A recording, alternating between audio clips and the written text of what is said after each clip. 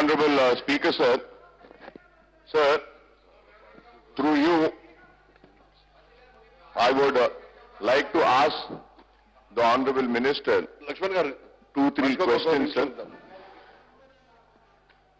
So the first question which I would like to ask the Honorable Minister through you is that, sir. Sir, after the survey, all the information which was collected, is there any proposal by the government side to make the information collected public, or is the government going to table the information collected in this house? Because the information which has been collected needs to be shared with the public, and also it needs to be shared in this house. So is the government going to table the information in the report collected? Is there any proposal as such or not? Kindly give the information about that, sir. Secondly, sir, the Honorable Minister had not mentioned about many houses were left and the survey was not, the surveyor or whoever the responsible person was, never went to a particular house. As far as GHMC area is concerned, I would like to come on record and say that more than 25% of houses have not been surveyed, or the surveyor had not reached those households.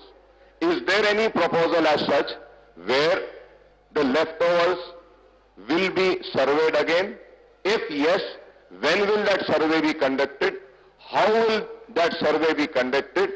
Or is there any proposal by the government side to open up a website asking the people whose houses were not surveyed to fill in the information in a prescribed form and mail it to the responsible people? Is there any proposal as such? Or is there any proposal as such at e-Seva centers? Can those household people go and give their details in a prescribed form in the e-Seva center? If yes or no, I would like to also know from the Honorable Minister, sir. And also, sir, lastly, sir, very important thing is that, sir, Hyderabad has become a cosmopolitan city, sir. And in Hyderabad, people come from Andhra, from Rayalaseema, from Uttar Pradesh, from Bihar. And they are living in Hyderabad from years and years and years together, sir.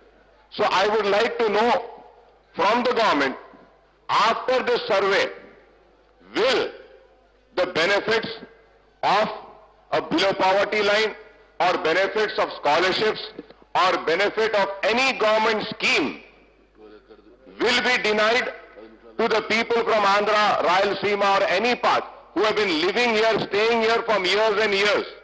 Their grandfathers or fathers might have been born in Andhra or Rayalaseema, but their children have been born here. So is there any doubt? Because there is a doubt in the mind of the people.